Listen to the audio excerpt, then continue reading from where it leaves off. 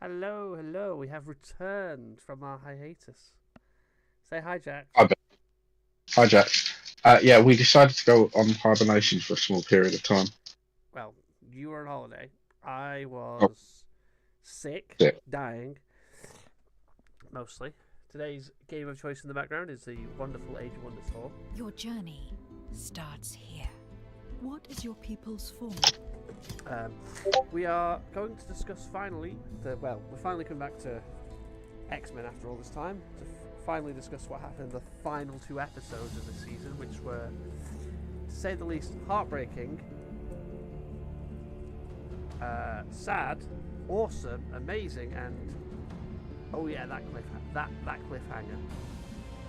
Oh, multiple. But to be fair, multiple cliffhangers. Oh yeah, Um, that yeah, it's crazy. but yeah. To start with Tolerance's Extinction Part 2. Well, yeah. So as we were literally just discussing a second ago, the episode kind of starts with Jubilee and Miguel running down a alleyway towards a gated fence. With people chasing, which is actually the two scenes you see them do in the trailer, not trailer, the opening credit. But they get saved by Storm in her proper costume, her old school costume, and Paul is Iron Man. Well, it's also, to be fair as well, you've skipped past a bit. Oh, I probably have. You skip past the first bit we get is Scott and Jean telling Scott and Professor Exeter, you have 5 minutes to sort this out. Honestly, I thought that a bit weirdly. I thought that came later after all of that. No, that's But right. yeah, It's that it starts off with her telling Scott and Xavier to sort their problem, Don't- sort this out immediately. it doesn't actually start with Xavier waking up and getting into his old wheelchair because everything's been destroyed around the house. Oh yeah, it gets him getting up in his wheelchair. Because there's no and then it's Scott and Thingy having an argument. Then we get with Scott questioning why he made Magnus, and Xavier basically doing his Xavier thing of, I did it to try and give you guys a chance to have your own lives. Yeah, well, yeah. I mean, that weren't going to happen, was it? You would have promoted someone else, but they would have been comfortable. Yeah, it's a typical Xavier. I know better than all of you. But don't worry, you've got some free time. You don't have to look after the chickens anymore. Here's this fuck. Here's the fox. He'll look after the chickens. Yeah, but, oh great! Now we've got to deal with our fox and chickens. Yeah. But no, it was them having their argument. Then we get to cut Jubilee getting saved by Storm and Forge, and then we have them fighting Storm, basically noticing that the sun's going to set on the world. Basically, the Earth's dying because Magneto has reversed the magnetic poles. Yeah, so because to kill the Earth. yeah, so basically what's happened is, and this is from the comic books as well, when he did finally stop did reverse the magnetic poles, they become unstable, and if they're not set right at a certain amount of time, they just won't be. Well, yeah, I think it's basically the Earth will stop spinning, which is bad, because if the Earth ever stops spinning, it will wipe out all life on Earth. Well, no, without a magnetic sphere, whenever there's a solar storm, it's magnetic sphere that Plus, also there's the atmosphere from being blown away into space. yeah,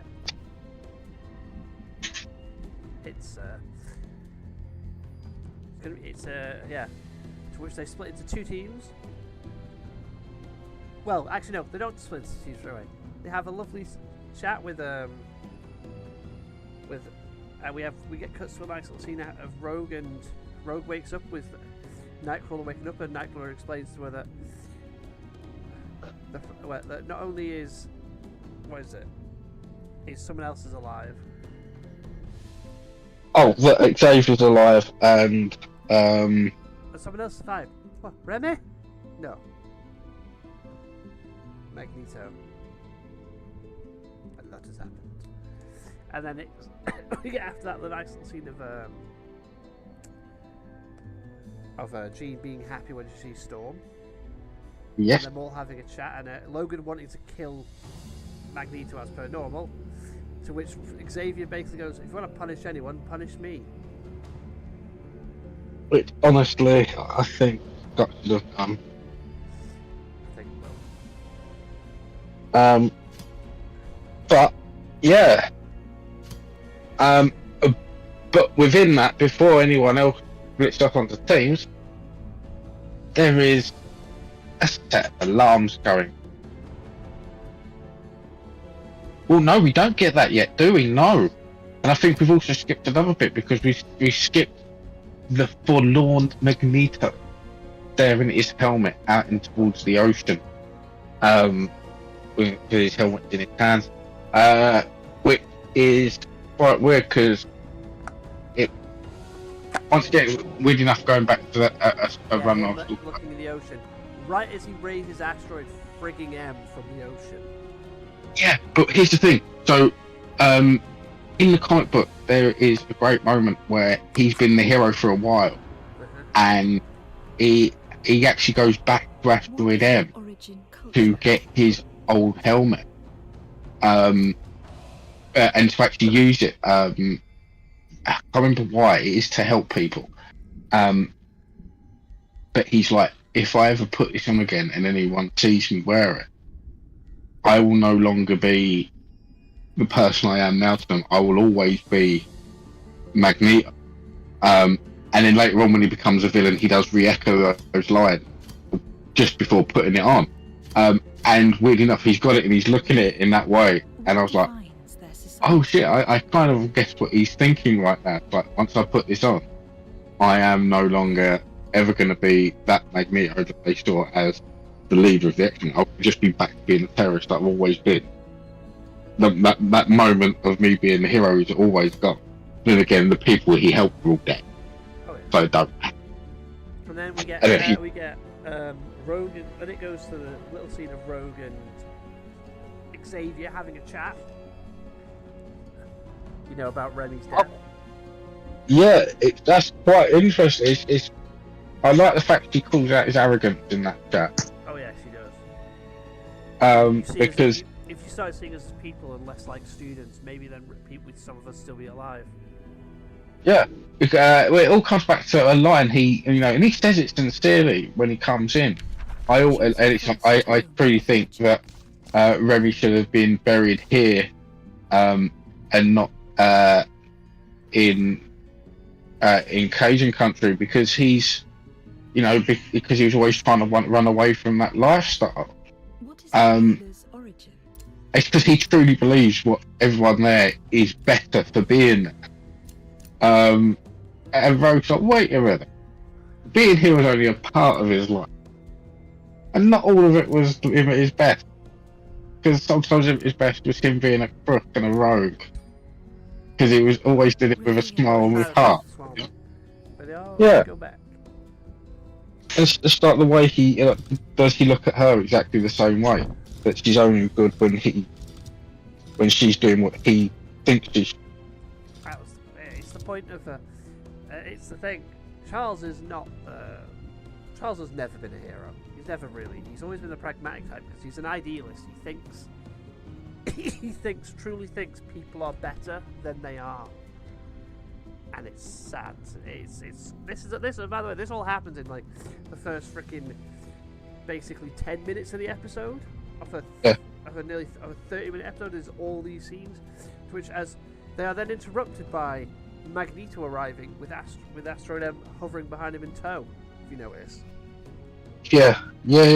And Charles trying to talk him down, and then and Magneto just straight up going, when you left with your Shi'ar bird queen, it's like, bitch, you just left for to get laid, go away. It's like, yep. It's like, oh yeah. Magneto was not pulling any punches when he was arguing with him at that point. Oh no. He's straight up straight up calls him And I out. will. Oh yeah, but I will say also some just for the proper scientific geek in me, really appreciated the little effect of the aurora borealis around Magneto and the asteroid M, because they are the only sources of a magnetosphere anywhere near Earth anymore. So all the gases being picked up by the erratic particles are only coming from him, so there can only be an aurora borealis around him. Just was an awesome little effect that someone on the set, someone in the animation was like, I actually know what would happen here. My entire scientific life before being an artist is coming down to this moment.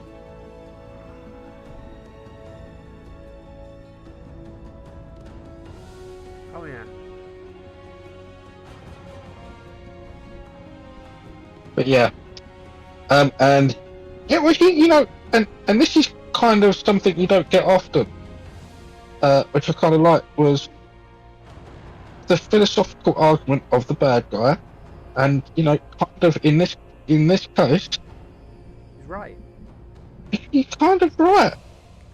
The thing is, Why not the say thing is, it? in reality, if you ever read those comics, if you ever read, as we're both X-Men fans, we both read these comics, Magneto isn't wrong in what he's saying and what he wants. He's wrong in how he goes about it. Oh yeah, That's the thing that he does wrong. He's not wrong in the way he, you know, in what he wants, in some senses. Because he wants like the same thing as Charles wants. They both want a world where mutants can survive. The problem is Magneto wants it in the sense of we're better than humans, so we should be in charge, and Charles wants it so that we can coexist. This planet's big enough for both of us.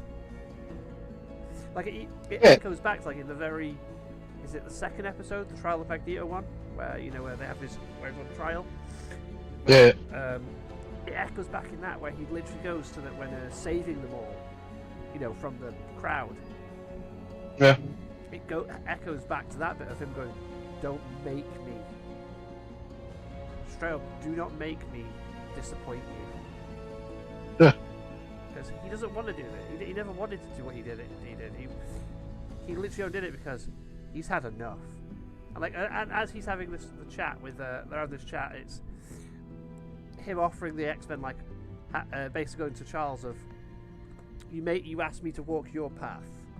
As you left, are you ready to walk mine? Yes, and this was the part once again, this is from the comic books. A fantastic argument between the two,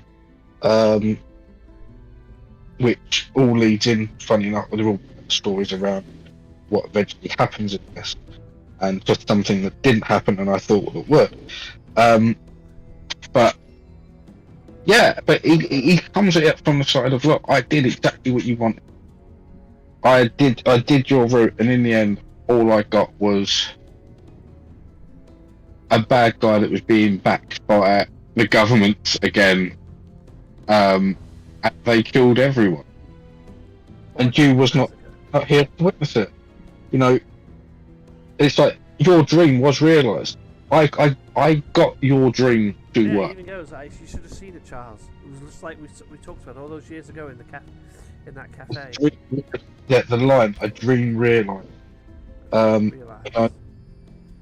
he's like, he's saying to Charles, yes, your idea did work. You know what, your dream did work, and I got you that dream. Me doing what you wanted, I got you that dream. But you could never defend that dream against the outside people. Without people that are willing to do what Magnus does, I don't think Charles' dream is not defendable. That is the problem. Yeah, and that's what he's saying. That the only way for us to be completely safe is for us to show him exactly how powerful we are. And in the argument that he's having at that moment in time after everything that's happened, you can't argue to say that he's 100% wrong. He is straight up at that point. He's literally just, this is a person that has been probably tortured for quite a while, because it's clear, you can tell from like the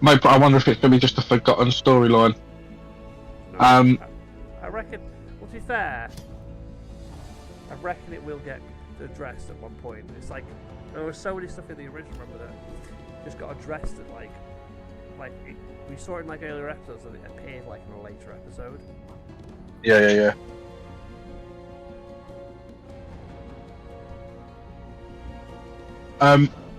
So yeah, people take their side, and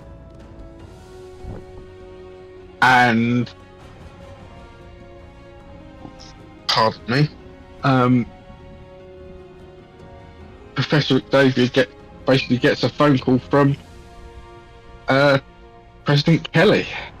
Well, no, it's more likely. I think it's from that point of view. I think he was phoning Kelly to try and talk to stop him, because he's trying to talk Kelly out of basically attacking Asteroid M. Because if he kills Magnus, there is no way to save the world as far as they know at this point. Because a lot of people go, "Oh, what about Polaris? I just forget Polaris." Yeah, no one knows Polaris at this point is an Omega level mutant. At this point, like in the comics, Polaris was just wasn't a really powerful mutant at this point. To a lot of people. And also, I don't think she's really known within the animated universe anyway. She is. Because even She was Iceman's girlfriend that's true. in the Iceman episode. That's his girlfriend was Polaris. I was like, oh shit, that's Polaris. Good point. Like you make as a another point. child. Because, in Iceman's beard. Yeah, no, because like because there is a scene later on with the people connected to Magnus on a little boat. Yeah, that shows Polaris on the boat. Yeah, but in shadow, and all the other characters will be seen. So actually, no, that makes Scarlet sense. Witch and Quicksilver are both in shadow as well. It's only Rogue that is actually coloured in. Yeah, yeah. But you don't see it until that's not you're skipping the episode as well. Yeah, I know. In my head, I was thinking it's because as a character they've not been seen in the show yet, and then I was like, oh no, wait a minute, all of them have. We just haven't got the reveal that Polaris is his daughter until that scene, basically. Yeah. Your journey begins.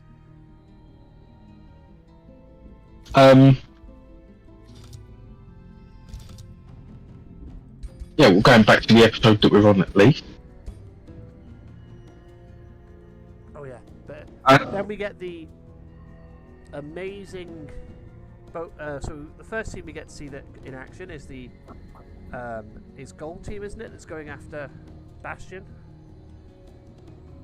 with Cable, Storm, Forge, Morph, Jean Grey, and that's it, isn't it? Yeah. Yes. So, this is a really cool thing, by the way, that old readers will have known. So Gold and Blue teams were from the comic book, and when they went on missions, I think I'm getting this the right way round. When like big crossover missions were happening, whatever, the Gold team would be the Uncanny X-Men storylines, in which Jean Grey and Storm were the leaders, and then the others, the Blue Team stuff would go along in the X-Men storylines, and yeah, that would be Cyclops and all the others. So yes, that was a nice little callback. And the colour teaming, by the way, is the original X-Men logo. Back in the day, it was blue and gold. But yes, that's why they're called that too. Never really used past the late 90s. Oh yeah. It's really well. It was resurrected in the Krakoa era. We had a Gold Team and a thingy team in there. But also, yeah. But it was also though. In there we get to see Gold Team's awesome fight of them going to attack and Bastion activating a bunch of Sentinels using his technopathy ability, his mutant ability essentially. Yeah, well, now they say is now this is something that I would love to have a clear up on from someone who was writing the show, because was the goo that they were all hidden in protecting their motherboards and power circuits from the EMP, No, or is it direct because they're hardwired to him? it's Because hardwired to him. He activates them all. It's him using essentially his equivalent of mutant ability is the ability to control machines. It's him using that to just and the hardwired thing to control all of them at once. I know, I completely understand that, but he couldn't do that to any of the other sentinels. He could only do it to the ones that were there. And I was wondering if maybe the goo was the thing that kept them protected, and that's why they're the ones he can activate like that with the hardwire. Because otherwise he could just hardwire any of the prime sentinels that were around. But he has to seem to wait. I think what it is that the prime sentinels don't just require the electromagnetics. They are, I think, too advanced for him to control, whereas a standard sentinel is a really dumb thing. But even so, right. In the prime sentinel's way, is that when they're shut offline, the human consciousness of them is basically active, with it being control of the body, so he has no control. Whereas when they're active, he can connect to them and control them all, because the sentinel programming takes over and eliminates the human, the human consciousness. Yeah. It's just, I don't know. Yeah, I would. I mean. But yeah, we get this. I would. I was gonna say we get the awesome scene of of when Storm and Jean are about when Storm and Forge says her and Forge will watch the skies, and Jean tries to it's an army, and they're both like talking about reminiscing because they've missed each other. Yeah. And then I think the best bit of that, where they've missed each other, well, not just whether they've missed is the line of make them weather your storm, sister. Make them weather your mind. Yes. It's like, yeah, these two are just. This is like awesome. It's like. Yeah. Now.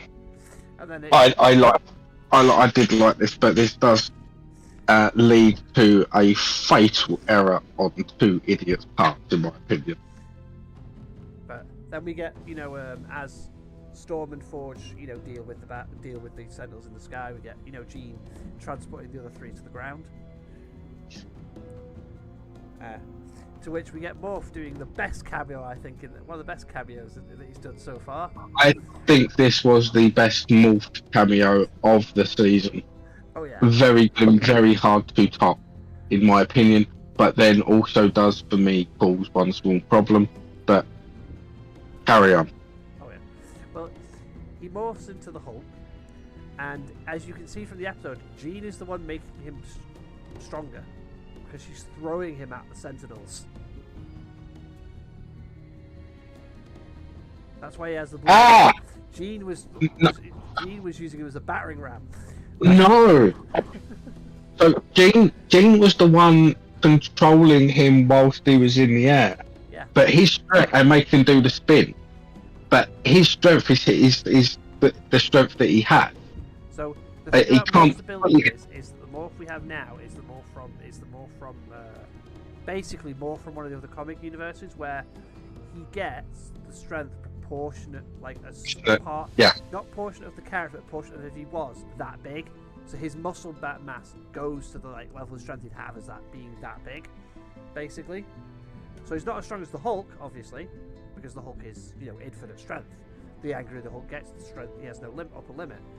But if he was basically someone with super strength, like someone who's like that big, which is muscle bound, basically. Now, so here's the thing: in the original animated series version of Morph, and the one that, although it's pre-Chameleon, which is the one you're talking about,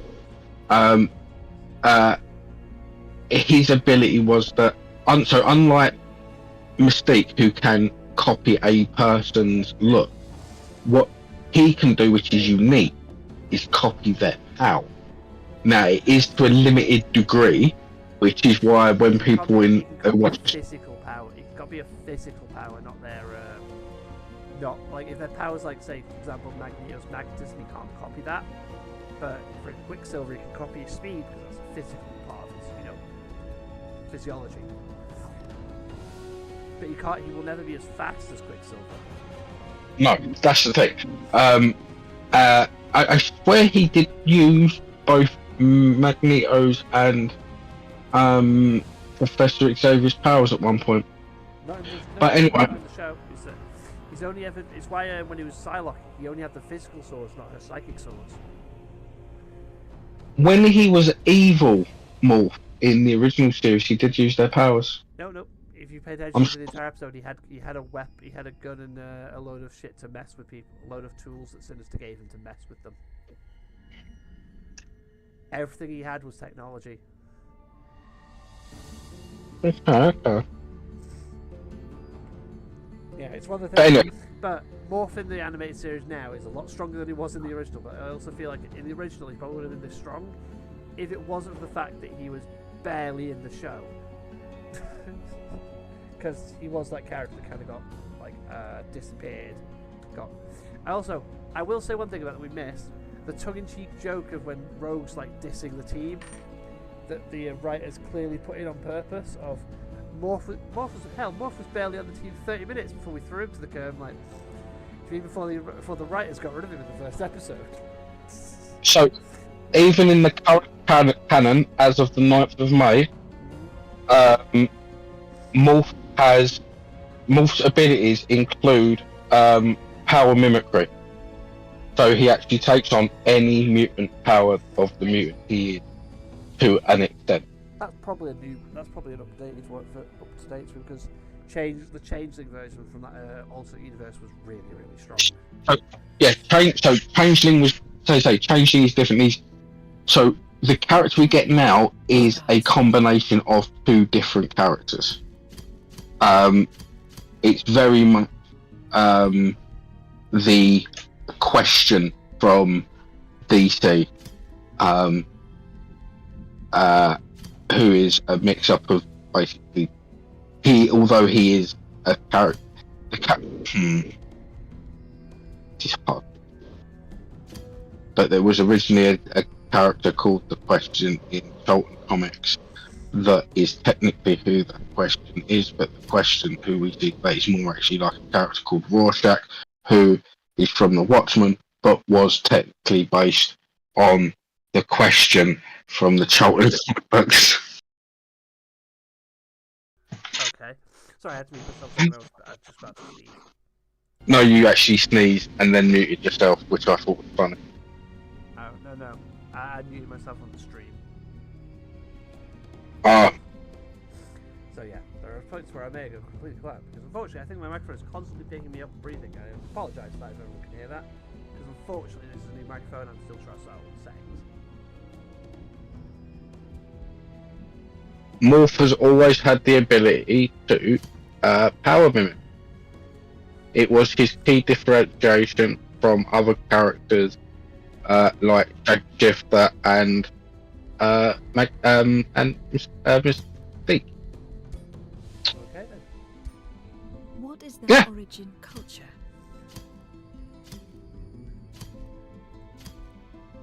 But yeah, so we have completely sidetracked just because of some weird BS. But yeah, it's kind of because Morph is old school Morph and new school Morph are very much loved characters. For Morph was one of those. Morph is just a cool character in general, and I especially love him in this one. In '97, I think they've really done Morph very well. You know what I mean? Yes, I believe so. I mean, I like the fact that. So, I know we're sidetracking from this again. This is something I've said before, but I like the idea that Morph's non-faith in this is kind of a reflection of them coming to terms with a piece of who they are. Because when you saw the episode where the idea of Sinister coming back first comes to them, they go back to they go back to the original morph. What is your Um, earliest origin? Yeah, and you know, it's Reveal a yourself. it's a mental trauma that for them becomes physical because of their ability. They're literally being dragged back in time to that moment. That was There's a brilliant callback as well. yeah, a really cool callback, a fantastic way of a fantastic way of linking those two characters. 'Cause it was confusing to a lot of people as to what was going on there, especially old school viewers of the series.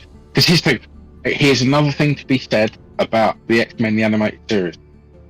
There is a ton of people that watch that and love that don't read comic books, do not care about comic books. Yeah, right. This is something that a lot of outsiders don't really understand. Yeah, I agree with that. Goes with the Spider-Man animated series. There are people that know that original animated series backwards and forwards, and Batman the animated series backwards and forwards. They cannot tell you anything about these characters past those shows, and don't care that they don't know anything past those I shows. will admit, I am one of those fans when it comes to basically the Flash because I don't read the comics, but I watch the shows. Because Yep. Because for me, as you know, I'm not a DC fan. DC isn't my thing. Never has been. I prefer Marvel. I always will, but I always have. There's only like 2 general characters in DC that like interest me in any form, and one of them is the Flash. And I don't really watch his stuff, but I find him like an actual like entertaining character. I watch his shows, but I don't like read his comics. Yeah. But I generally, in like the shows I've seen, the shows where he's always the funniest character in any show. Like in the Justice League thing, to me, Flash was always the funniest one out of the team.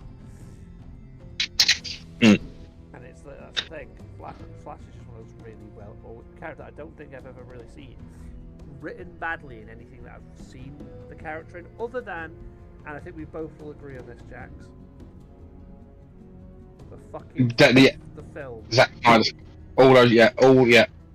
No, well, after Ezra Miller did not do their character any justice. So weird little side flashback here. The version we all kind of know and love of the Flash, Barry Allen, Is the second. is not well. Barry Allen is the second Flash, but a lot of the story beats and stuff from the TV series and a lot of what that character is actually comes from the third Flash, Wally West, or at the time known as Kid Flash. He becomes the Flash when Barry Allen dies. He dies for 20 years. There is literally 20 years where there is no Barry Allen in the main line DC comic book. Wally West is the Flash. Nearly all the great storylines are Wally West Flash stories. He has all the best powers, and yeah, we kind of and in the TV show that gets amalgamated back to Barry Allen, mostly because Barry Allen was getting back to being big in the comic books again, storyline wise, coming back after a long period of time after the crisis has been gone, and also they were raring up for a change in the comic book run. A lot of what you get is from I'm going way through.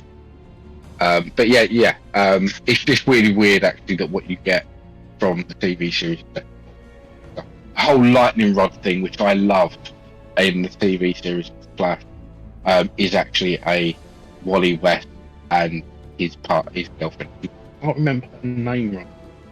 Really, it's their thing. They're each other's lightning rods. It's not an Iris West and Barry Allen thing. But yeah.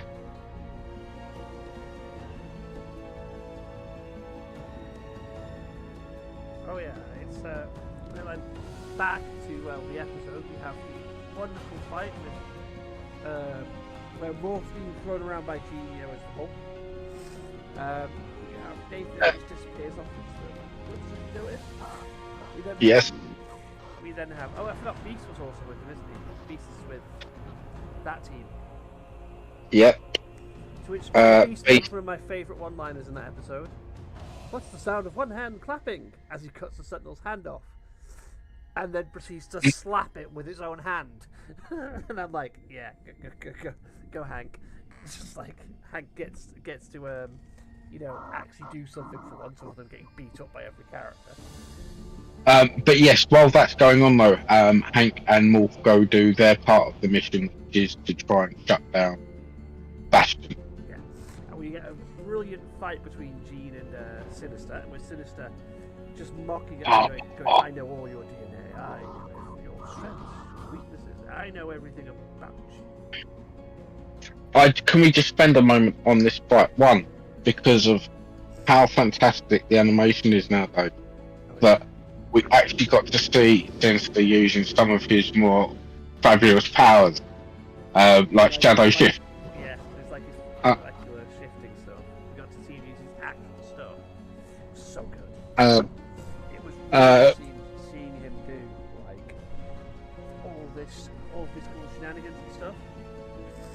It was like him using that, and then I loved the bit where he's basically beating Jean and knocks her through into that building, and he's just like, I could tell you when I switched. If you surrender, I'll tell you when I switch the both of you. Maybe that'll put your mind at rest. And then Jean Where you did and she began. And Jean just goes. I love that Jean's response to it is just, I don't care. It's just, I don't care. But Madeline fights with me. As she rips the roof off the fucking building and then punts him out of the building as he tries to hit her. Like, Well, I mean, you're missing out a chunk of great stuff. So for a start, he doesn't realise that Madeline already sent over her consciousness beforehand. So she's already got the memory. She might not fully understand them, but she knows. She knows something. And that doesn't matter. So like, yeah, his whatever he can say doesn't matter at this point. But it's how she then hits him. Because not only does she take that roof off, so it stops him from able to hide in the shadow. She then hits him with the bowling ball, the snooker ball. No. First she hits him, knocks him into the bowling into the strike pit for bowling, and then all you see is a bowling ball hit him in the face, just like bang out, and then she starts hitting him with all the balls in the room. Like, yeah, okay, Gene, we get the point. Stop making fun of him at this point. But yeah, it was the bowling balls, the snooker balls, the balls from the pinball machine, then the pinball machine. Yeah, just like, I beat the shit out of you this time. And it was brutal. To the point of where he basically starts hiding. Yeah. You can tell from the second part is he's hiding. He's hiding, and she's but that will get to that. Then we cut to Blue Team heading up onto landing on Asteroid M. Their jet lands on Asteroid M, which Sunspot and Rogue go into the jet, and find that they've escaped, and goes, that damn elf. Because, as we know, whoever's got Kurt Wagner on their team, then whatever way you think they're coming in, they're not coming in that way. They teleport into Magneto's throne room, whose throne is a freaking head of a sentinel. That is an epic throne. That is a callback. Not only is that a callback, that is a fantastic piece of Shakespearean irony, because later on in this scene in that room, the question, the thing that's said is that, well, paraphrase it, is that the problem isn't what the world is doing to you, is what you're doing to the world.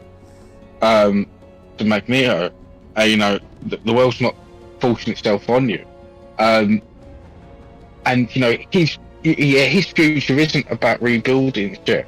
Because he's sitting on a throne of literally war parts. He's after Armageddon at this point now, not. He doesn't care anymore. I thought that was a great piece of imagery of that. His wonderful bit of Rogue bursting it as Logan as he attacks. And Logan goes, "Good, we're done with the blabbering," and tries to charge him before Rogue grabs him and just starts flying Logan around. Goes, "No, you're playing a kill, sugar." It's like, nope, time out for you. You're playing a kill. Yeah.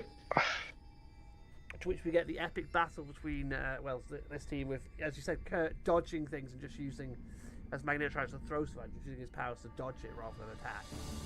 And Scott, and then I will say this: the heartbreaking fight, the heartbreaking Jubilee versus Sunspot, where Jubes throws throws an attack at Magneto, and then Sunspot knocks her over, and then he's like, I'm sorry, Jubes, I didn't mean to, and then she just hits him, and you're just watching them fight like this. It's just heartbreaking because these two don't want to fight each other. Like, you can tell that Roberto's only doing this because he doesn't want to die, and his own mother betrayed him, but he doesn't want to fight Jubilee. No, yeah. I mean, that's kind of the thing. He never thought the actions of joining Magneto would mean he'd have to fight his friend, which that's what happens in a civil war between people. And then you have Charles trying to talk Magneto down, and then Magneto says that I think one of the best lines in this show. I have waited a long time to say these two words to you, and then just uses powers to fucking wrap a metal sheet around his mouth. Shut up. That's not He's like, I'm done with you. Shut up. Like, it's just shut up. Just shut up. It's like, yeah, and it's this point Magneto is done. He's not pulling any of his punches anymore with him. He's like, I'm done, Charles. Oh, and kind of at this point in time, I think everyone's done with talking. It's not going to help anymore. Yeah, Charles is an idealist to the end. He always is an idealist to the end, and that's the problem. That's his actual greatest weakness. He doesn't understand that there is a point where being the idealist isn't going to work anymore. It's the great counterpoint of the two characters. They're both. Yeah, their initial idea of what they both want is the same. The problem is that Magneto leans too far to one side of we're better than humanity, and Charles leans too far to the side of we must appease them, even though all that ever does is get them massacred. Yeah. And it's the idea that if they just came together, they'd be able to fight to actually make the dream a reality and probably defend it. Mm-hmm. It's we get that awesome battle between then, and then we get as the X-Men are fighting basically each other at this point, and Scott fighting Magneto because the Professor tells him to get rid of the helmet. We then get Logan grabs as Scott's fighting fighting Magneto, and that we get Logan who grabs the helmet and then gets thrown to the side, to which Charles then tries to invade Magneto's mind. But then it is to reverse, to turn everything back on, which is exactly what he does. Not yet, no. No, not yet, but it's like turn back on. To which we get the flashing back to Gold Team who Forge's plane gets shot down. Storm tries to help it land, and then gets shot. Yeah, this is my thing I was saying earlier about two idiots doing something stupid. And then Morph gets... Because if you actually look at this moment in time, though, what does happen when they get taken down? They're in the middle of a fight against an untold number of robots trying to kill them. Take a good 30 seconds to look at each other lovingly in the eyes and smile. At which point, they're both shot to shit. Oh yeah. Their own fault.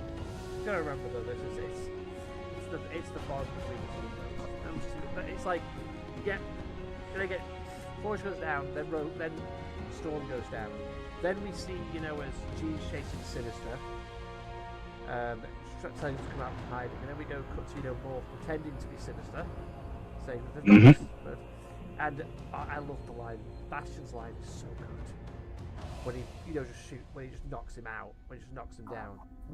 Know your role, mutant. Sinister would never try to save me. No, a Sinister would never put someone else's life before himself. Yeah, know your role. Like, okay, Bastion, you're proving the point of this, but you know Yeah. You are an idiot. To which he then grabs the inhibitor thing. No, he doesn't yet, because then that's when Beast runs in. Yeah, because Beast. Because remember, Beast runs in, gets basically bodied. yeah, he gets taken out by all of these tendrils. Then Bastion just makes his hand out of metal and just like, yeah. And just takes it off him. And then we get cut back to Jean, who Sinis goes, but you delivered my prize. I'm looking Bastion to get my prize. To which she then reveals Cable, mind controlled by one of Sinis's gems, who starts firing at Jean, who gets pushed back onto a lake. They're fighting, and then Jean uses her powers to break Cable's guns, which I love Cable's line. One thing you forgot, my mother's a world-class telekinetic. That stuff doesn't tend to skip a generation. Before music gets, because everyone forgets, Cable does have really powerful TK. Like it's said even in like his character profile, his TK would actually overload his nervous system if it wasn't for the fact that most of his power is used to keep the virus in check. So the reason you can't use it is because literally nearly all of it is that is being used to hold that thing down. He can do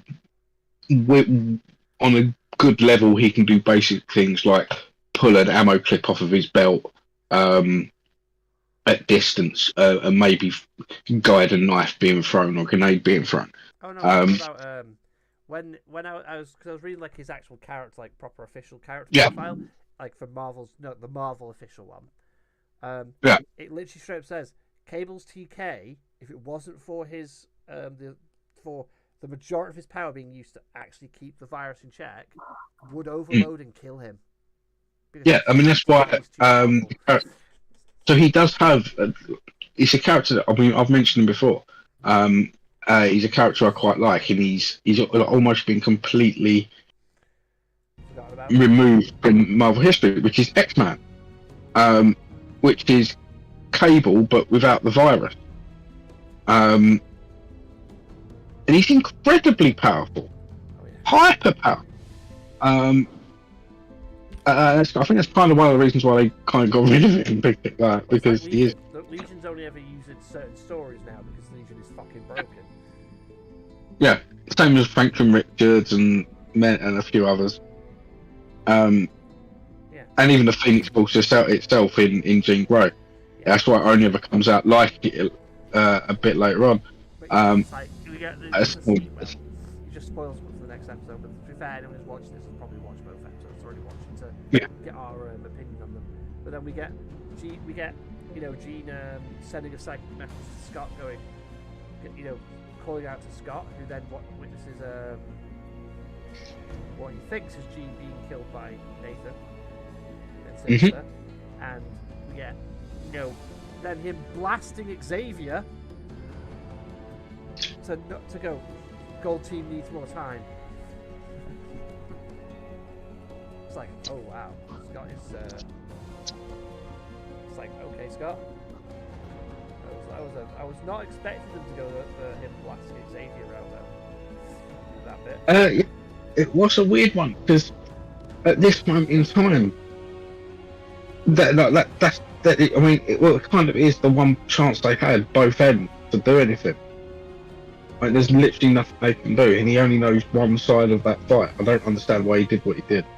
Well, because Jean just goes, Jean calls him with a psych report, and all he's seeing is Jean going, Scott, I love you, which is the thing that, and then it being cut off abruptly. So as far as he knows, remember, because they have a psychic report connection, that connection's just been terminated. As far as he knows, she's dead. Yeah, that's it. Panicking. But that's all. He's panicking at that point. Yeah, and but still, I am. All I'm saying. And when we can't let them turn back on because we don't, because Gold Team's failed. And even if they had, they still need to fix the Earth now. Oh, I know, but it's more. I think it's Scottish. I think in that moment it's to show Scott is not thinking straight. just straight up panicked. Either way, it leads us to some of the coolest bits in the show. Yeah, of him doing that, and then Magneto basically using, and then as you know, Magneto's basically getting Magneto getting pissed off, using his helmet to wrap it around Charles and saying, "Finally, you find the metal to do what must be done." And just going, "You are a traitor to your race." Like, oh shit, he is not pulling any punches anymore. No. He's like, and he's just, you know, straps everyone except a certain someone to the wall, or I think he straps him to the wall, but metal claws. But you know, adamantium claws. And then while he's having a little bit of a monologue bit, Logan stabs him.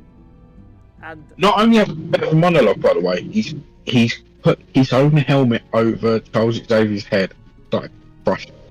Yeah, he's straight up at this point. He stopped pulling his punches. He's just, "I'm going to kill you, Charles. I've had enough. This is the end." It's like straight up, he's going to kill him, and it's like it feels like it's going to kill him.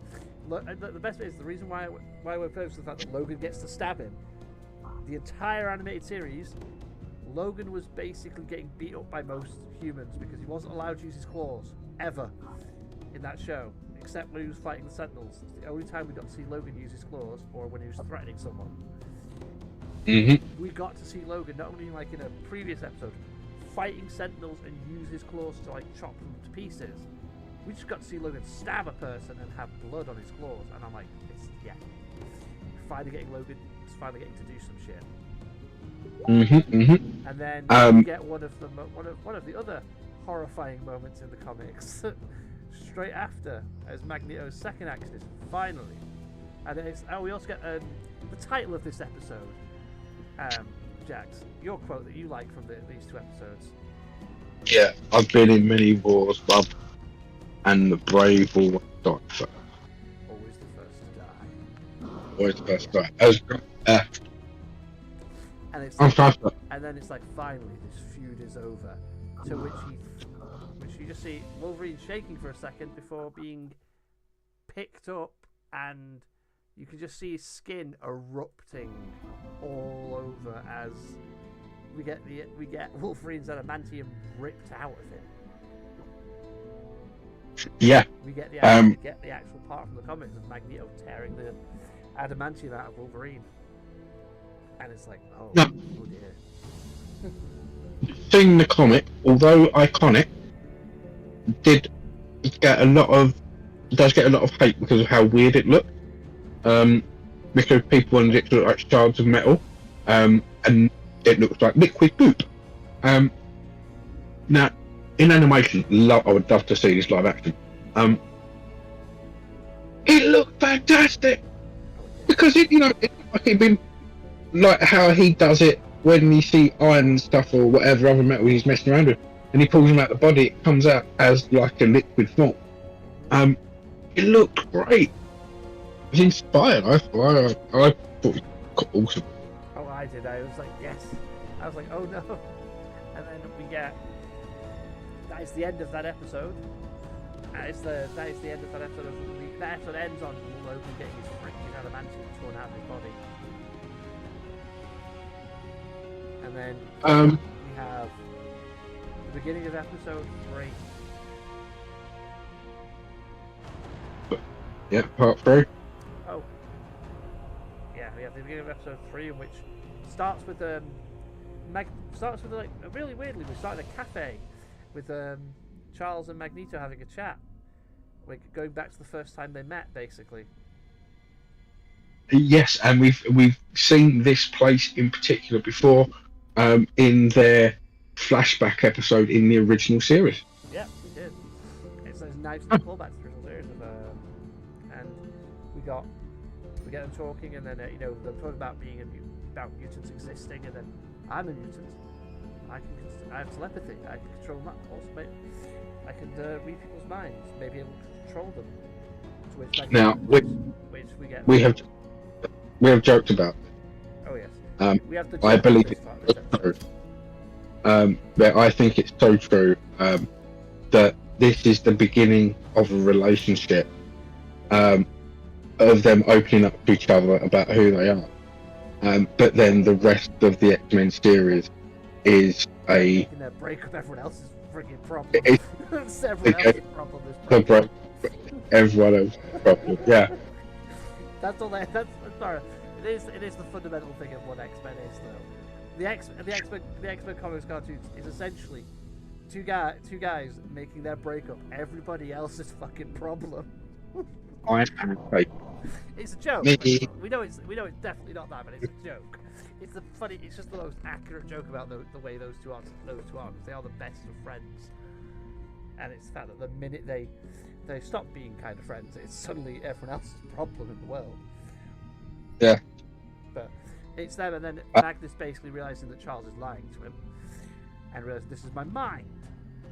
To which we then get a little callback to we get throughout the rest of the episode, with like the waves lashing against the side of it, and it's like a floating place inside, and we get this epic scene of Charles crawling towards Magnus. Before basically forcing him to. Well, before that, we do get the bit of Charles trying to ask Magnus to do it, to change, just to undo everything he's to do, undo the damage he's done. To which Magnus is refusing and literally straight tells him, "Go back to my to my village when I was younger. Take this memory back to then you'll see why I won't do it." And it's like, and then we get the scene of where Charles jumps on him basically in the psychic vision. And we get Charles. I like the way that after that you get Charles basically Magneto, using his powers to try and repel Charles and stuff, and it's just Charles slowly crawling towards him. And then it's where he forced him to use his power. We get a load of cameos in this scene. Yeah. Jax, do you remember that bit? We get a load of cameos in this scene. Well, there's. You get Steel Ronin. Well, yeah, we've got Silver Samurai, not Steel Ronin. Silver Samurai. Silver Samurai. We've got. We then go on to You get Cap and Omega Iron Man. Red. Oh yeah, Cap and Iron Man. Yep. We don't get the Omega Red one yet. We get Cap and Iron Man, Silver Samurai, and we get Daredevil, who's currently blocking. We get Daredevil, who's Cap, who's stopping riot looters basically. Yeah. This one, and we also get then it cuts to Bastion, who's happy because his Sentinel's now back online. Yes. And it's then we get the transfer bit of we get a little bit of transfer bit of it going towards where is it? Going towards back to Gold to where Nathan's kneeling down. He's been beaten back by Sinister. Bastion gloating. Jean Grey, Madeline Prime, Never Phoenix,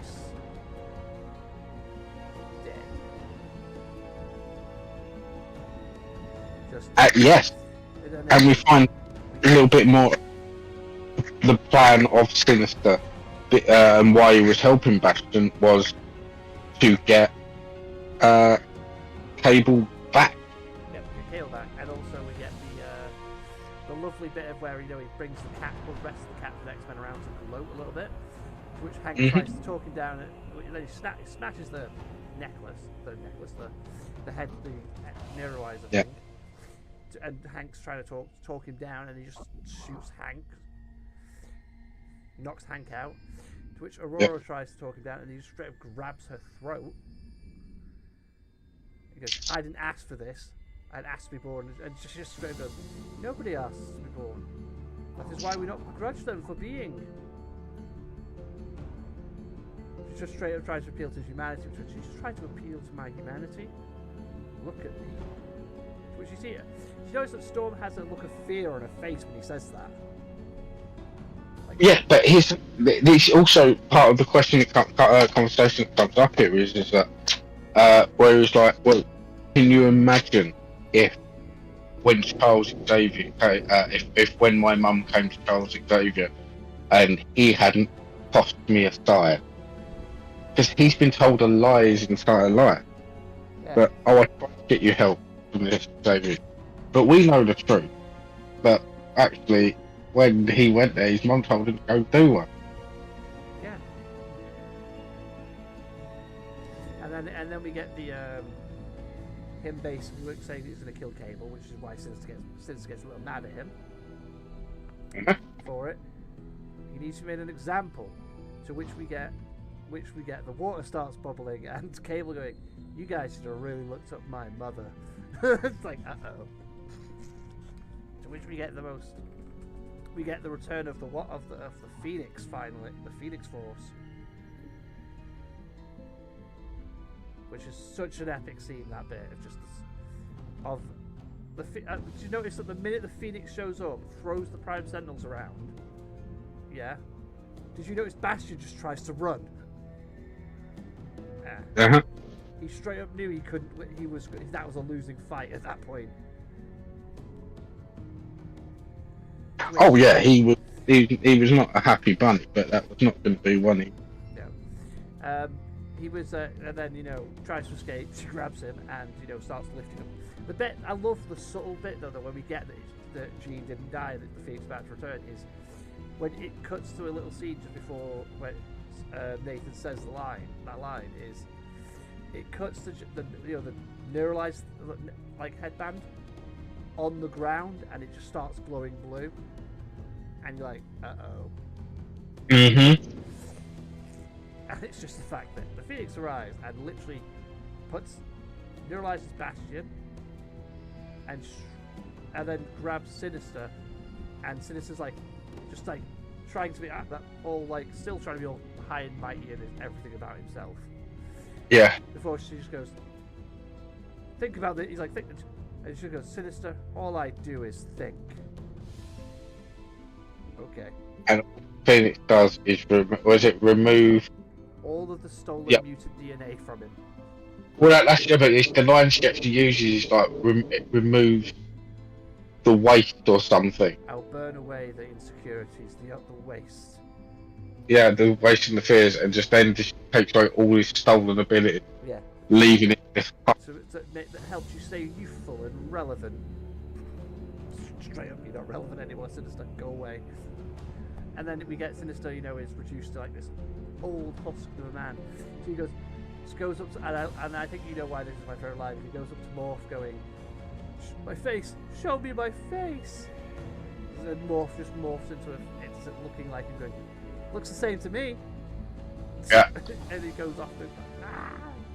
And I'm like, I like this scene because Morph finally got to get over the whole PTSD stuff with Sinister. Well, not get over it, but he finally got to start healing by just being able to make fun of Sinister.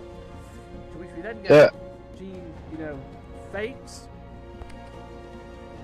Well, nearly faints because the Phoenix leaves.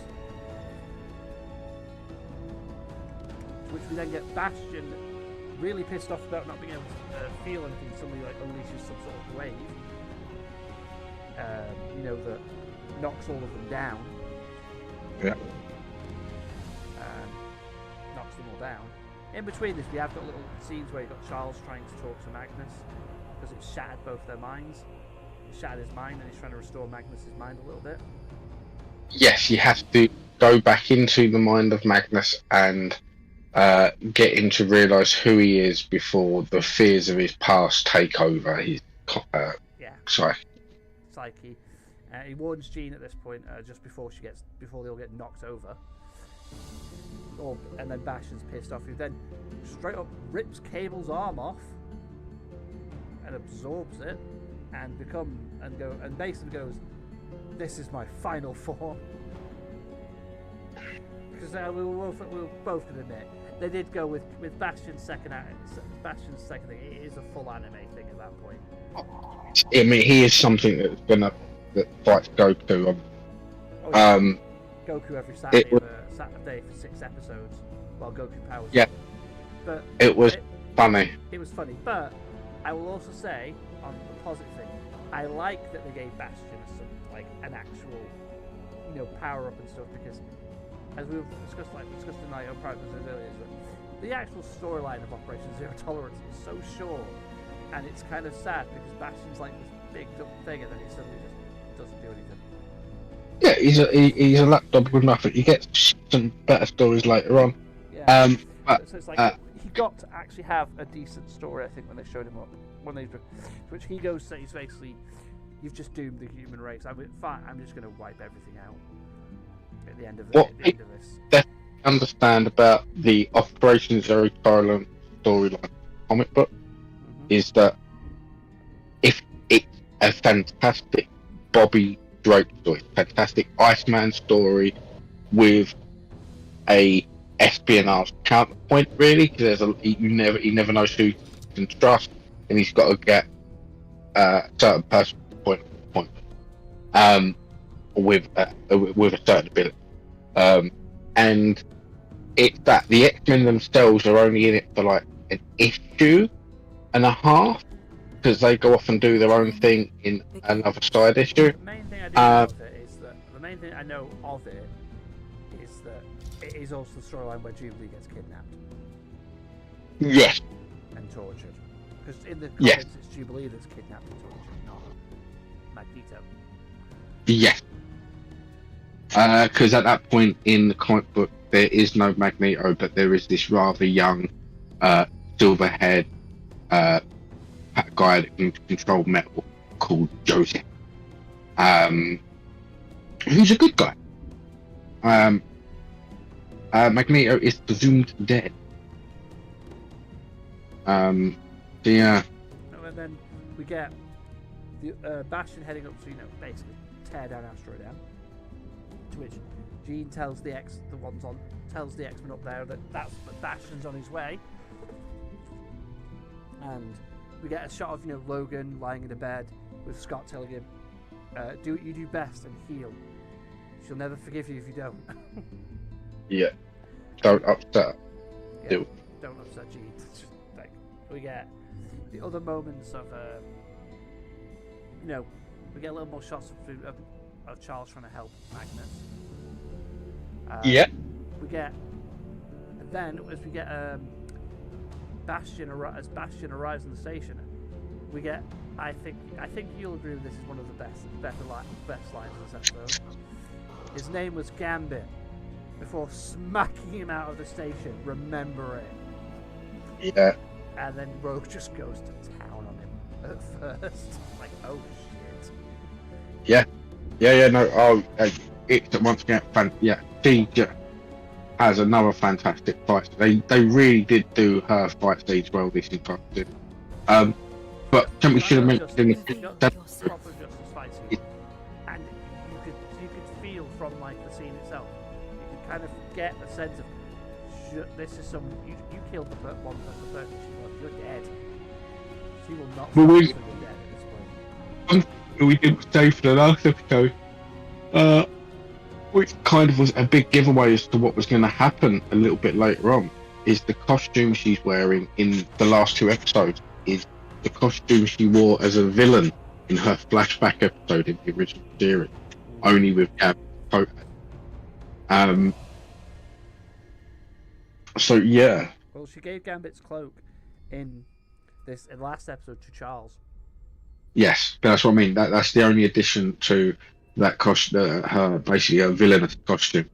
And then we get Bastion roving Bastion, who then Bastion uses some weird instant transmission bullshit. Let's be honest. And teleports behind Rogue, grabbing Rogue, and starts choking her. To which our good friend Sunspot hits him. See now, here's the thing. I don't actually think she's being. I know she's being held by the neck. And this is going to be the argument for all the geeks. I don't think he's actually choking her. I think he's taking her away from the atmosphere of the dark side of the moon. Because in the point of the TV series, the blue side of the moon, or the dark side. Blue zone of the moon. Yeah, it has oxygen on it because it used to be a free. Here's the thing about blue zone. Did you notice that some of the buildings seem to have changed from the original? Have you noticed that one of the buildings looks like Apocalypse?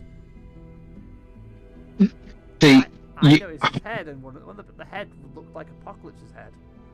I don't think it was his head. I think that is the not the Grand Intelligence called the free Supreme Intelligence, because that's one of the places he was hiding out, in the comic and in the TV series. So I think it's more meant to be a image of him more than anything else. Right, But I we could we easily. forgot a scene, by the way. We forgot the cameos. The other great cameo we get when as Bastion activates all the Prime Sentinels again, because we get. We also got who we get to see when the power comes on. Doctor Strange. Doctor Strange was doing a surgery, yes. As the power comes on. But then when we get the scene with all the Prime Sentinels, we get them break into the White House with Steve and Iron Man there. We get Yep. T'Chaka as the Black Panther, who attacks a couple of them and knocks them away. We get Omega Red, Crimson Dynamo, and I forgot her name, the other one. Yeah. But we get She is a Russian of another. Yeah, we get all three of them together, and I'm like, oh, that's pretty cool. Don't should do anything, but they're pretty cool. It's like nice cameos that we're getting, and Brings them got out of the submarine. And then when we get the scene of them all we get some more we get another cameo as well that I think is the cameo that makes me the most excited about the show. That we get that. Oh cameo. yeah, the Flash Thompson cameo was awesome. Yeah, Flash Thompson being in the show is awesome. It means he's about to go lose his legs and get a symbiote. Yeah. But no.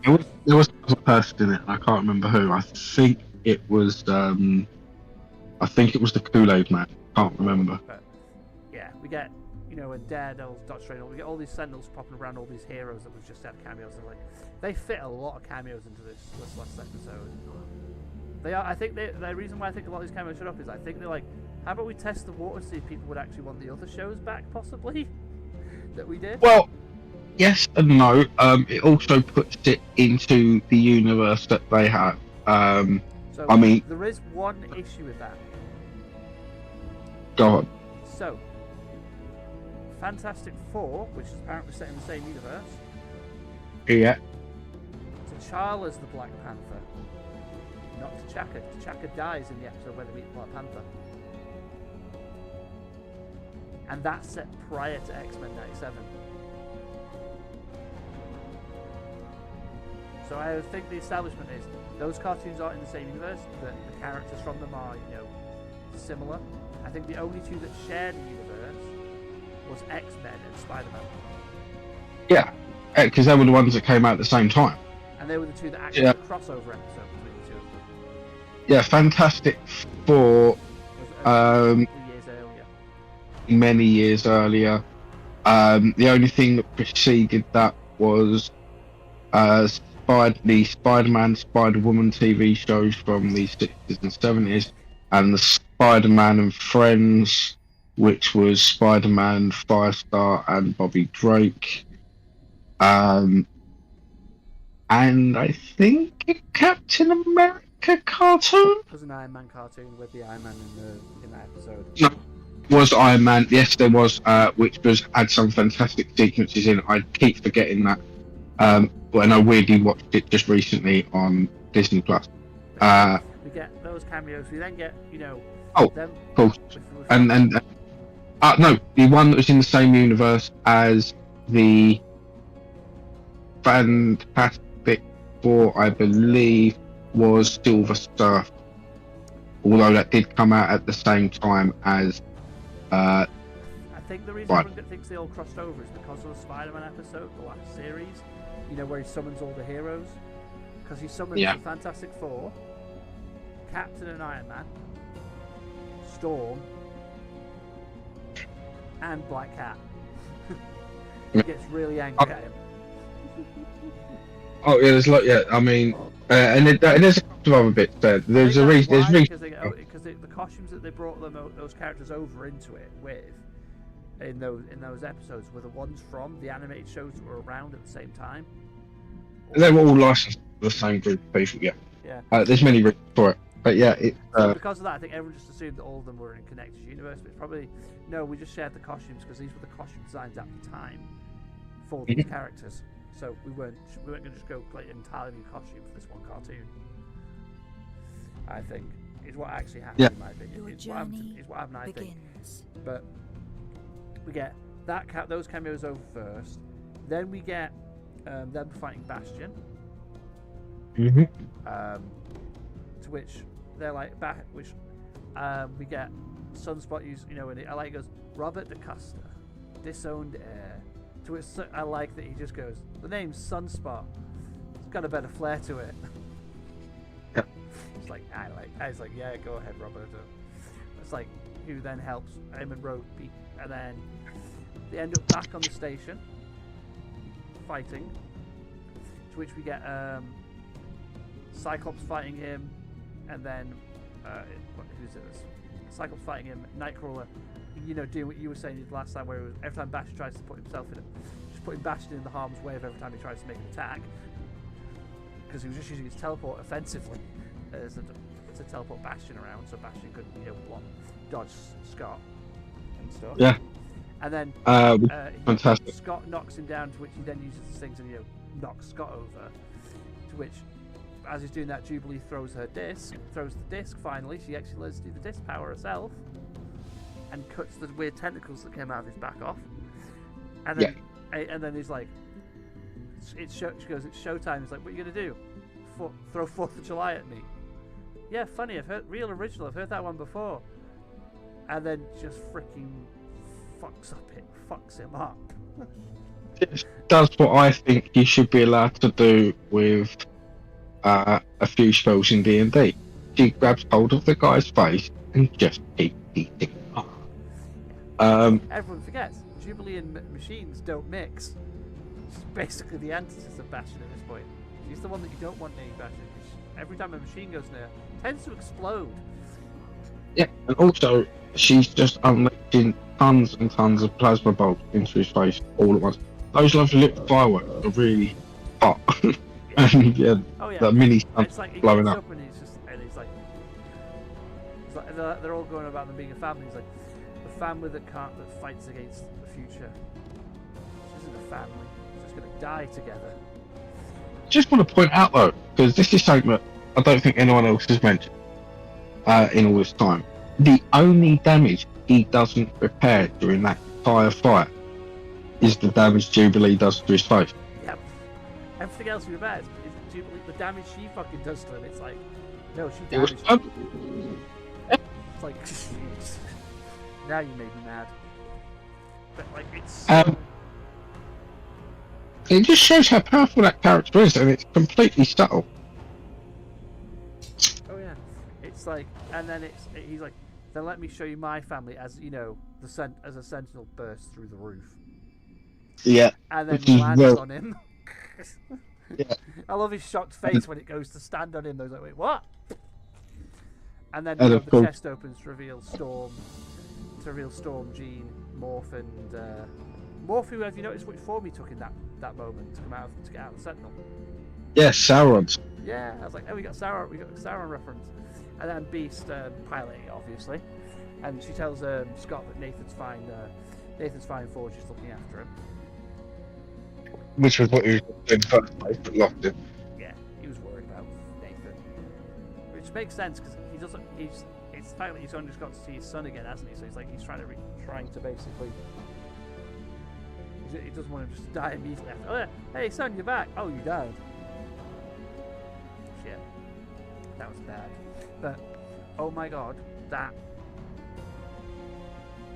whole thing, that whole episode, that, and then it's as Scott finally realizes, we've got to do what we've been telling humanity for years. Stop fighting the future, and then with Storm just going and embrace it. It's like they finally try the one thing that Charles has been telling them to do for all these fucking years, which is try and stop and talk them down, talk the bad guy out of it, instead of just going straight for the fight. I did like that bit, is where Bastion goes, you guys are suicidal. I wipe out half you freaks, and then you try and recruit me? It's like this is a really, really line. It's really well done, because it's such self-aware of why the hell are you trying to recruit this bastard? And it's like, even Rose going on their is on the side of them trying to recruit. Okay, it's like parents mess up, because Scott with the whole parents mess up speech. Your mother lied to you. Charlotte of that, and it's like we've got that bit, and then it's yeah, but humans won't let you live. Well, to which Magneto protocols are activated because the asteroid. Because after everything that happened there, the asteroids. After that bit, the Magneto protocols get activated because that's what Kelly was struggling with. And I like that. Oh, we've got the little scene where it goes back to the room with Kelly, and you've got King T'Chaka going. Kelly, if you say yes to this decision, you better hold our children read their textbooks more than their Bible, because only history can make them forget. Yes. Can make them No, I thought that was a weird dark line. Yeah, it's like, oh god. Even T'Chaka's telling you, you do this, you need to make sure the history books write you as a hero, not a villain. You're going to be remembered as a villain, not a hero at this point.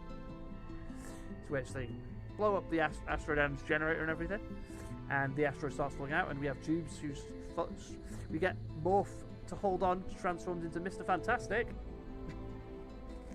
We get a nice little Fantastic Four reference, ironically we just mentioned them. And we get the asteroid falling to Earth. We get like little bits of people seeing it on the TV, and we get we get Peter Parker and Mary Jane Watson. He do. And we Which I thought was confirmed from Bo DeMaio that is the real Mary Jane. He found her. It's like, oh, yeah, Peter found MJ. It's like, yeah, that's such a nice little because they know that they probably can't do like a Spider-Man 98, because that ended in 97. They know they can't do like a Spider-Man one, probably. So it's a very it's a weird legal space that. Yeah, we won't get into this because we've discussed this multiple times. We discussed this in the first episode. We saw the cameo of Peter on the roof. Yeah. But we get that cameo, which made me happy because we got finally confirmation that Peter and MJ are back. You found MJ from the creators of the show. We get the asteroid going down. They're all trying to basically escape. Or figure out a way, and the Cyclops is willing to sacrifice himself when Beast realizes that if we all work in our powers, perfect use them, we can save the world. To which they basically Storm says goodbye to Forge because they're going to use the jet, which means they won't be able to get back. They'll be trapped in Asteroid M. And we get Scott and Jean in the lovely heartfelt little bit of because as Jubilee falls out of the station at this point as well, because as they're descending, and is saved by Roberto, who then both of them land back on Earth. Because people are going, how did Jubilee breathe when she fell out? Because it was in the atmosphere. That's why it was on fire. The asteroid wouldn't burn unless it was in the atmosphere. Well, it's because there's still the thing that generates the heat is what is the friction from the. It's the friction. Yeah. Yeah, but there's also oxygen inside. There would be fires going. The thing that's making it burn, not inside, burn outside, is in the heat. The fire around it is that they're in the atmosphere at that point. That's the only reason why Jubilee can breathe. It'd be thin air, but she'd be able to breathe enough. And it's we get Jubilee saved by that. We get the X-Men willing to sacrifice themselves to get the asteroid back into space. To which we then finally get the little last scene with Charles and Magnus, where Charles basically wakes Magnus up. Finally, by just saying he's never. We only hurt those we love, and I will never abandon you, Magnus. Willing to even die with his best friend, to lose his own mind with his best friend. That's the testament though to Charles and Magnus's Magneto's friendship.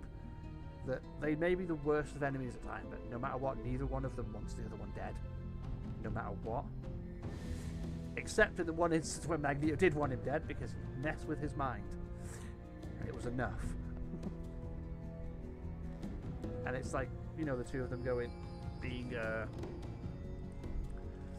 them having their Magnus then helping them all, lift the asteroid back into space. And Jax, what happens after that?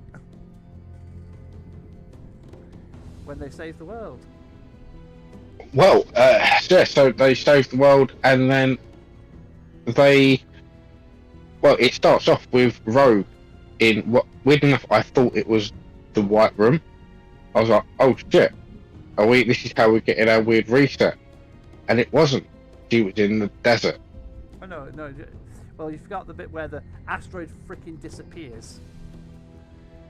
Yeah, we say run, and then the asteroid just disappears. That's true.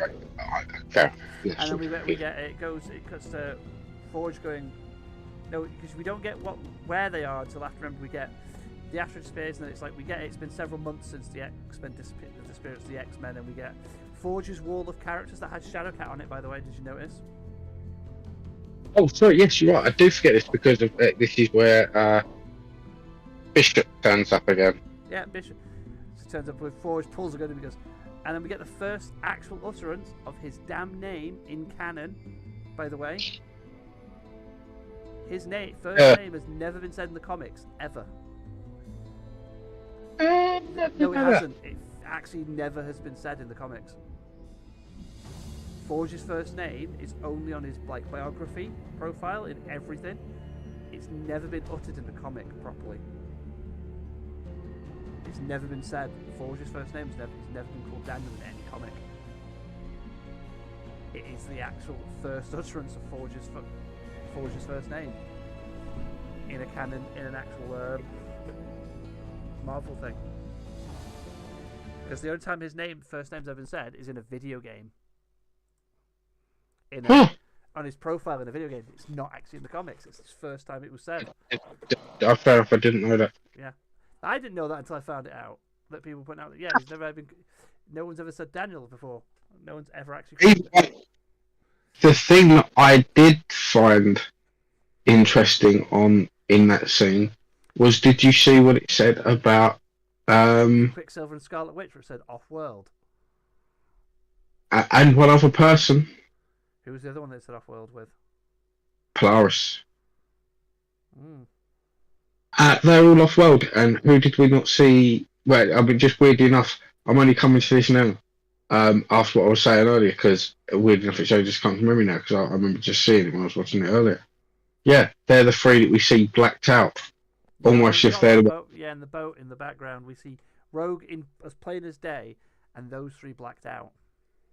And they're the ones that are considered off-world. I'm wondering if they're the ones that, now I think about it, if they're the ones that Charles's mind couldn't reach because they were off-world. Yeah. And would that make them Avengers? And that's why the Avengers couldn't do anything, because most of the team was off-world. It would make sense. But also, a lot of people were going, why didn't Iron Man just fly into space? I'm like, this is Iron Man in the 90s. His suit is not space-worthy. It was. He had a spacesuit. I mean, the suit he was wearing in the show wasn't his space-worthy suit. Because it's like his Mark III armor. I would argue that, yes, his suit may be shielded against what Magneto would be doing. I would argue the reason he can't use them is because the building that they're housed in might not be. Because I've seen those arguments, and I'll be like, well, it's not an Avengers show, it's an X-Men show. Yeah. And so, the X-Men don't solve every problem the Earth ever has. They only deal with certain level. They deal with like Avengers level threats and technicality of what considers an Avengers level threat. Oh, some of them could wipe out the entire universe, not just Earth, 9 times out of 10. For some reason. I mean that's actually another thing to be said about the X-Men. To be honest, they don't normally end up actually fighting world level threats all the time. They usually, just every now and again, they get to that point. The Avengers do on a regular basis, and this is one of those things where there's not really much the Avengers have ever really been able to do historically against mutants. And also, what's Iron Man going to do against Magneto? What's Iron Man going to do against any single one of them? Yeah, that's the point. Is what's he going to do against anybody? Because hey look, Iron Man, let's go fight Magneto. Wait, why is Tony a cube? Yeah, right. Fair enough. Let him go fight Jubilee. Oh, actually the plasma bolt she fires melts most parts of the weakest parts of his armor, at least. Anyway, Yeah. right. Let's go fight the guy that can fire a sunbolt. Ah, right. Okay. Let's go fight. The the Avengers as a team can take out most threats, but unfortunately, mutant kind is not one of those threats. That's why you never see that. That's why a lot of their fights aren't usually sorted out by Yeah. the Avengers or anything in the comic books. Yeah, that's why they tend to let they let the mutants deal with it because they're like, yeah, just you guys can deal. You guys are used to dealing with these people. We're not. You deal with them. That's the fact of the matter in regards to it. But then, as you said, we get the Forge's wall of heroes and stuff. It looks like he's assembling a new X-Men team, so it looks like we might get 3 teams in the next one. We might get a present day team assembled back with Forge, the team in the past, which we get a team. We get 2 teams. Yeah, we get Rogue, who we see fighting Egyptian soldiers wearing dog heads. I think it was, wasn't it, or was it bird heads? They were. I think they were heads of Seth. So yeah, dogs. Yeah. Then Nightcrawler shows up to help.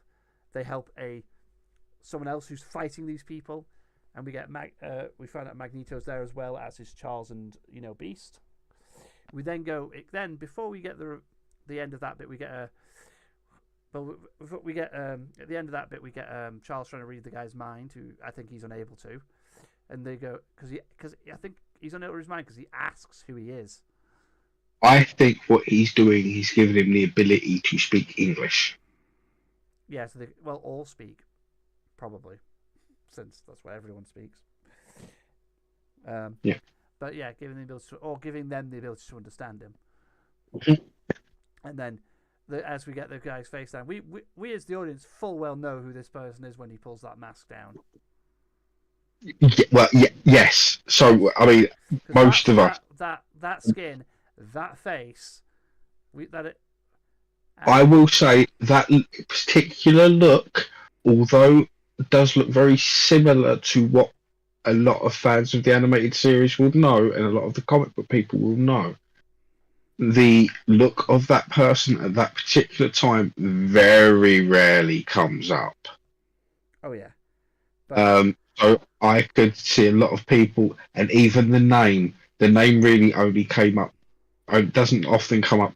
It came up in the original show in the episode where they find his ship. That's when they learned his name. And yes, and he used it a lot in the movie that he appeared in, but in the comic books, not often until really quite later on, where it almost became like a thing where calling him Apocalypse was almost a dirty word. Yeah, he's now En Sabanur. And then we get it cuts to Jean and Scott in the future with meeting a certain character who speaks some sapient class. What brings you so far away from where you are? Brings you here, basically. And Jean going, he's Scott Summers. My name is Jean Grey. My name's Jean Grey, and this is my husband, Scott Summers. To which the stranger replies, my name is Mother Ascani, of Clan Ascani. And then a certain someone comes out of the shadows going, it's fine, Mother Ascani. They're safe, Mother Ascani. To which she goes, and what was it? What did she say? How can you be sure, Nathan? It's like, uh-oh. Little Cable. We get Kit Cable. And as you guys both know who Mother Ascani actually is. Well, yes. And it's going to be interesting to see what we're going to get here, because I kind of think, I kind of thought one of the things that we were getting in earlier on in the show was this character, because I thought there's a bit earlier on in one of the episodes where Jean Grey gets a blue, a red spark, and Madeline Pryor gets a blue spark of some kind of warning. I actually feel that those two scenes were opposite powers. Powers. I think they're in the wrong order. I think that the one Jean got wasn't from, like, as you think it was from Rachel. I think it was from Madeline. As in, I think that the scene for Jean's meant to happen after we see, Madeline, when Madeline dies, basically. Oh, So okay. Madeline sent out her last, thing to, the last bit of memory she can to Jean. But they get them both in this particular moment. They get them at the same time. Yeah, no, it's really weird. But I feel like it's meant to be Madeline's death that is what gives Jean the vision, because it's. But be fair, it could just be. It could be something that we won't see till season. You could be right. It could be It could be Rachel Summers at that point giving her the vision. But because I think. We forgot one really important scene when Bash Well, is floating. The bit that I think breaks my heart about Cable. What's that? When Bastion asked him, "How many times did you try to prevent my? Did you try to stop me at Genosha?" And we found out that Cable has witnessed Madeline's death and the massacre of Genosha 200 times before giving up. Yeah. That did genuinely break my heart. That scene. It's just like, oh, he's watched his mother die 200 times, in probably so many different ways as he's tried to save her life. Yeah, and he's probably changed only small things, but never the main thing, which sort of makes sense as to why certain things are jumbled up now. Yeah, it's so sad though. Just like, oh, poor Cable. But yeah, no, yes, you're right. I mean, there was a few extra little bits around that. To be fair, that was great. We haven't really spoken about. I mean, for example, when the actual asteroid is coming down and they decide that they found a way of destroying it. Yeah. They said they work together in unison. They're willing to sacrifice, and then we get Jean and Scott saying goodbye to Nathan. Oh, I mean, yes, there's all that, but I mean, the bit I really liked was Scott just like, fuck it, even the visor's just going to get in the way of this. So he just rips the visor off and just let full rip. But anyway, yeah, the big ending, because we should wrap up soon. Oh yes, we should. We get the future bit, we get the past bit, and then we get after the beginning of the titles bit, we get a post-credit scene. After the to be continued, we get a post-credit. And the post-credit scene is just so beautiful. It's so much death. So much suffering. And so much. As we get the Apocalypse picking up a mound of dirt from the ground in Genosha and wiping away the dirt to reveal none other than Gambit's card. Yep. And the last words before it fades to black are death. We are getting death. We're getting the horse. Now, I think this is awesome. It also rounds off part of the premonition that they have been having with in this weird Death Shark era. I think this is a fantastic change from the comic books, because in the comic book, Death was Wolverine. Well, no, Gambit was Death at one point in the comics. It's one of his ways of unlocking it, of where he unlocked his full powers. I read if it happens. So when Gambit died in the comics the first time, he became Death. That's how he was resurrected. In the initial when he first died, Wolverine became Death to get the adamantium put back in. I feel like if Wolverine is going to become a horseman in this case, adamantium, he's going to become War, because in this season they focus on the fact that he's I've seen enough war. Well, the storyline in particular I'm referring to here as when War appears. I think this is the first time. Although I could be wrong. They're fighting him. He's been a problem for a while now.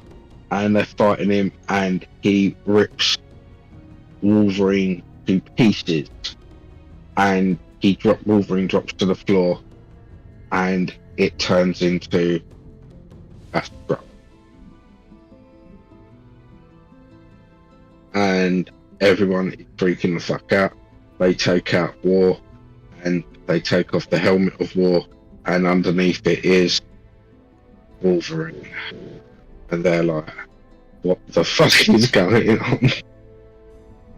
Oh, well, we know that in the current version of, in the Krakoan era, because Wolverine kept dying so much, it kind of became a bit of a problem.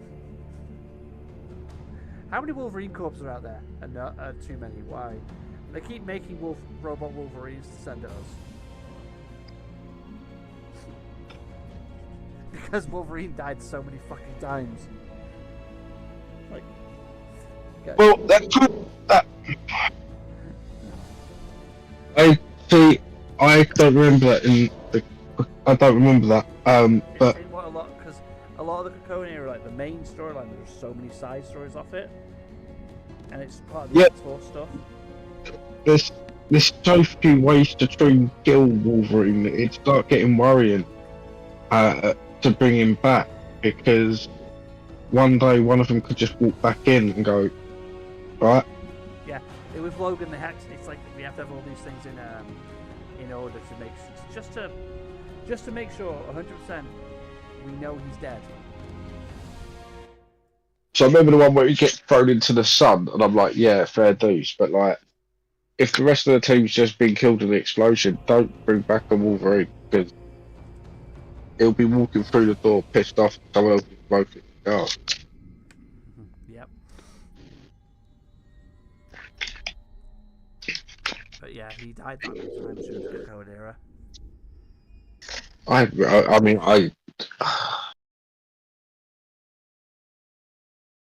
100% fair. The reason he died so many times is because they kept trying to attack the station and the Orchis station directly.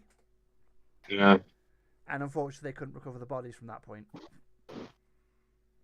It's just in space, just floating around, playing too much. They're not floating around. They're on the station. They were turned into weapons by Orchis. That's why it became a problem, because they weaponized the Wolverine skeletons. Well, I'm gonna have to carry on reading again, because. Oh yeah, I was reading. I was reading through something like this is fun. This is hilarious. But so many of them have died. Like in the Krakoan era, so many of them died so often. And then, they just made a joke at that point. Pardon?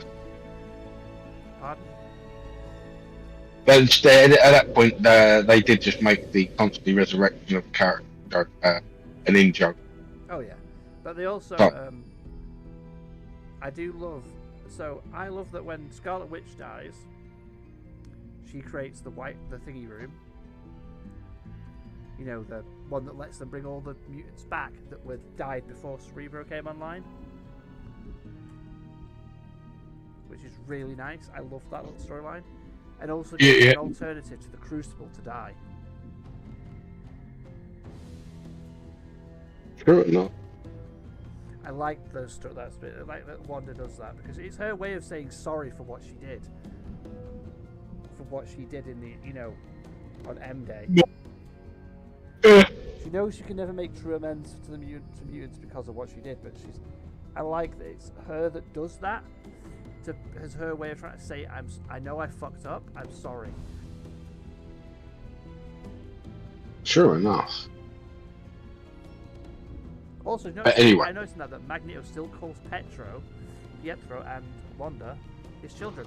Even though he knows they're not his kids, he will not stop. He'll still call them both like his son and his daughter. Yeah. Oh yeah, there is lineage in some. Yeah. We know that they are now things of creations of the High Evolutionary.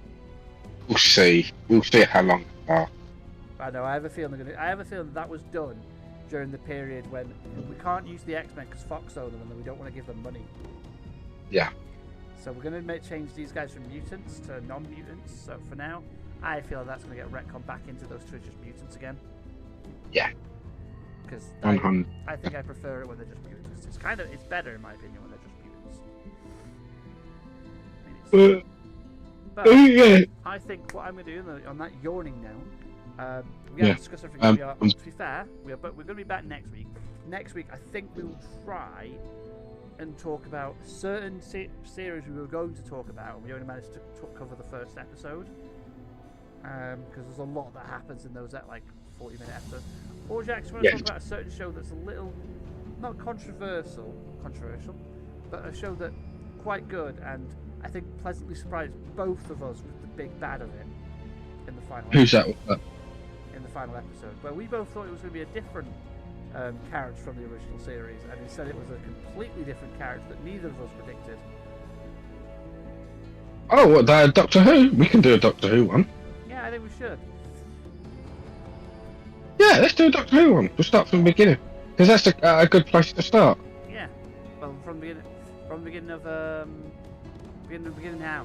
We're talking 1960s. We're talking 2004. We're talking beginning of this series.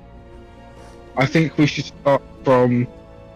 Oh, I mean, so I've just started watching this with my wife because she does not know Doctor Who, and so to get her at least involved in what is a regeneration and the idea of the Doctor, I actually did start with the first of the 3 specials, so we can get into him turning into the next Doctor, all those sort of things. But so so I think we should. I think the first one we should do is a rundown of those first 3 episodes at least. Of the new series, of the specials. The specials. Get those 3 specials out of the way. I agree. I agree. Let's start with specials. Anyway. Because don't know Doctor Who will know what we're talking about. The people that don't, it gives them a nice platform to get ready for the first episode. So on that note, anyway, say goodbye, Jax.